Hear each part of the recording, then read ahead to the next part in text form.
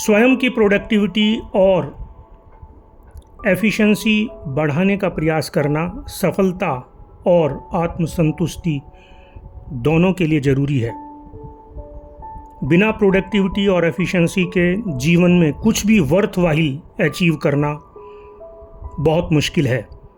जिस तरह से धीरे धीरे रोज़ एक्सरसाइज और अभ्यास करके एक एथलीट अपनी विनिंग मसल्स को मजबूत बनाता है, उसी तरह से आप भी अगर अपने रोज़ के काम को प्रोडक्टिविटी और एफिशिएंसी के साथ करते हैं तो आप भी अपनी विनिंग मसल को मजबूत बना रहे हैं। किसी भी मसल को मजबूत बनाने के लिए आपको रोज प्रयास और अभ्यास करना होगा। धीरे धीरे एथलीट अपनी विनिंग मसल्स को मजबूत बनाता है। इसी तरह से अगर हम अपने रोज के काम को प्रोडक्टिविटी और एफिशिएंसी के साथ करते हैं तो हम भी अपनी उन मसल्स को मजबूत बनाते हैं जो प्रोडक्टिविटी और एफिशिएंसी के लिए जिम्मेदार हैं। दुनिया के बहुत से लोग आज अपने रोज़ के काम को मैकेनिकली ढंग से पूरा कर रहे हैं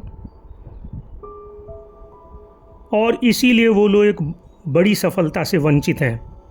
समय पर किए गए काम को पूरा करना प्रोडक्टिविटी और एफिशिएंसी की पुरानी परिभाषा है,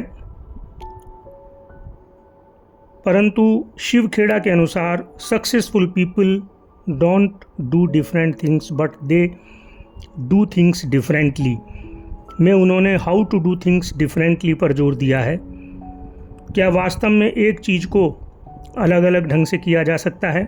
यह अलग अलग ढंग क्या हैं? क्या यह एक माइंडसेट है? क्या यह एक तरीका है? क्यों एक ही किताब पढ़कर एक बच्चा एग्ज़ाम में बहुत अच्छा करता है और दूसरा उतना अच्छा नहीं कर पाता?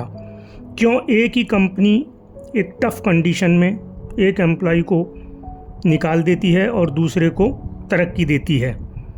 कैसे एक साधारण सी दिखने वाली लड़की आफ्टर मैरिज एक बड़ी जिम्मेदारी लेती है?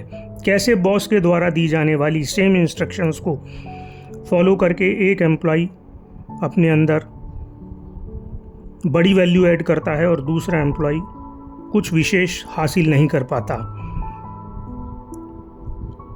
1909 में वर्क प्लेस पर एम्प्लॉय की प्रोडक्टिविटी को लेकर फ्रेडरिक टेलर ने टाइम और मोशन स्टडी से इसको डिफाइन किया। निश्चित रूप से वर्क प्लेस पर अनवांटेड मूवमेंट या मोशन को कम करके हम अपनी एनर्जी बचाकर उस एनर्जी को वैल्यू एडिड एक्टिविटीज़ में लगाकर अपनी प्रोडक्टिविटी और एफिशिएंसी बढ़ा सकते हैं। वर्क प्लेस पर आप समय पर काम पूरा करके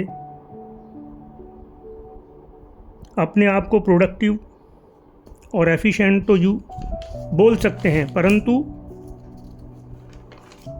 क्वालिटी ऑफ वर्क के बारे में आप कुछ नहीं बोल सकते। दुनिया में बहुत से साधारण लोगों ने एक बेहतर प्रोडक्टिविटी और एफिशिएंसी से काम करके दिखाया है।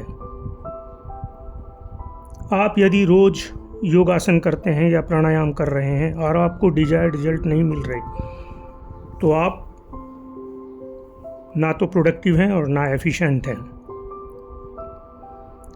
प्रोडक्टिव और एफिशिएंसी में सबसे महत्वपूर्ण है लंबे समय तक अपनी उस टास्क को परफॉर्म करना जब तक कि वो प्रोडक्टिव और एफिशिएंसी हमारे डिजायर्ड गोल को ना अचीव कर पा दे। प्रोडक्टिविटी और एफिशिएंसी के डीप कंसेप्ट में समय ना होकर इंडिविजुअल की एनर्जी है, क्योंकि आइंस्टीन के अनुसार हर चीज़ के मूल में एनर्जी है। एनर्जी को कन्वर्ट किया जा सकता है, नष्ट नहीं किया जा सकता। किसी भी टास्क, एक्टिविटी या काम में एंगेज होने के लिए एनर्जी की ज़रूरत है। एक्टिविटी में या टास्क में यह एंगेजमेंट उसको पूरा करने के लिए नहीं है, परंतु उसमें कुछ नया करने के लिए, उसमें कुछ बेहतर करने के लिए, कुछ हट के करने के लिए यह एंगेजमेंट है। सनातन धर्म में हमारे ऋषि मुनियों ने एनर्जी मैनेजमेंट पर बेहद जोर दिया है। उन्होंने पूरी दिनचर्या में एनर्जी खर्च करने और उसको कैसे गेन करना है उस पर जोर दिया है। एनर्जी खर्च करके आप कुछ क्रिएट कर सकते हैं और फिर एनर्जी गेन करके उसको फर्दर बिल्डअप कर सकते हैं। हमारे यहाँ शवासन आदि ऐसी अनेक क्रियाओं का ऋषि मुनियों ने आविष्कार किया है, जो क्रियाएं मुख्य रूप से कम समय में आपको ज़्यादा एनर्जी से भरपूर कर सकती हैं। फिर भी मॉडर्न वर्ल्ड में प्रोफेशनल्स के लिए 50-10 50-30 का एक एनर्जी गेन प्रोग्राम है, जिसमें 50 मिनट आपको अपने काम पर फोकस करना है, 10 मिनट रिलैक्स करना है और फिर 50 मिनट फोकस करना है और फिर 30 मिनट्स रिलैक्स करना है। और इसी तरह से आपको अपने व्यस्ततम दिन को बिताना है, जिसमें आप एनर्जी खर्च भी कर रहे हैं और एनर्जी साथ ही साथ गेन भी कर रहे हैं। हर लोग का, हर आदमी का, हर मनुष्य का अपना अपना तरीका है अपने को रिचार्ज करने का, अपनी एनर्जी को गेन करने का। कुछ ड्राइविंग से एनर्जी गेन कर लेते हैं, कुछ स्मोकिंग करके एनर्जी गेन कर लेते हैं, कुछ लोग गाना गा के एनर्जी गेन कर लेते हैं, कुछ लोग बातचीत करके एनर्जी गेन कर लेते हैं। आपको भी खोजना होगा कि आपका एनर्जी गेन करने का क्या तरीका है।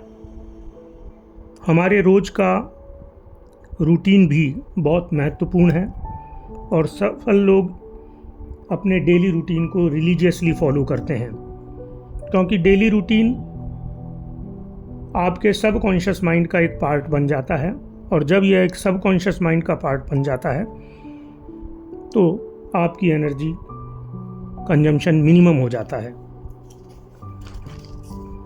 महत्वपूर्ण सफलताएं जो हमारे जीवन को ट्रांसफॉर्म करती हैं एक दिन में नहीं मिलती, इसके लिए समय लगता है और हमको रोज़ एफर्ट्स लगाने पड़ते हैं।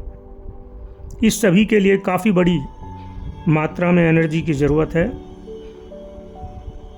हमारे पास एनर्जी के 5 सोर्स हैं: स्पिरिचुअल, फिजिकल, इमोशनल, मेंटल और बिजनेस। जो भी काम हम करते हैं वो हमारा बिजनेस है। एक हाउसवाइफ के लिए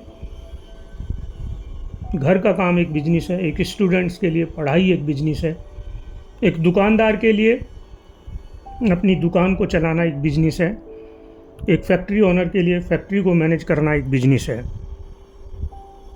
रोज़ कुछ नया सीखने से भी हमारा एंगेजमेंट काम में बढ़ता है, हमारी एक्टिविटी या टास्क में बढ़ता है। और जब हमारा एंगेजमेंट किसी भी टास्क में बढ़ता है तो हम एनर्जाइज होते हैं। हमारे 5 सोर्स एनर्जी के एनर्जाइज होते हैं। कुछ लोग जीवन को 100 मीटर दौड़ की तरह समझते हैं, बहुत तेज़ दौड़ते हैं और दौड़कर थक कर बैठ जाते हैं। किसी भी गेम में, मुक्केबाजी की प्रतियोगिता के दौरान या मैराथन दौड़ में आपने देखा होगा कि कुछ मुक्केबाज शुरू में काफ़ी ख़राब प्रदर्शन करते हैं, परंतु किसी न किसी तरीके से वो अपनी एनर्जी को रिगेन करने में सफल होते हैं, एनर्जी को रिटेन करने में सफल होते हैं और शुरू में कमज़ोर दिखते हुए भी वो लास्ट में एनर्जी के कारण जीत जाते हैं। एनर्जी अत्यंत महत्वपूर्ण है। बहुत से तरीके हैं इस एनर्जी को कंजर्व करने के, इस एनर्जी को बढ़ाने के, इस एनर्जी को सही जगह यूटिलाइज करने के। और जब हम अपनी एनर्जी को सही जगह से, सही ढंग से यूटिलाइज करना सीख जाएंगे तो निश्चित रूप से हम इस एनर्जी को यूटिलाइज कर सकेंगे अपने काम में एंगेज होने के लिए, तल्लीन होने के लिए। और जब हम अपने काम में एंगेज हो जाएंगे, तल्लीन हो जाएंगे, तो हम बहुत कुछ नया और बहुत कुछ अच्छा अपने काम में कर पाएंगे।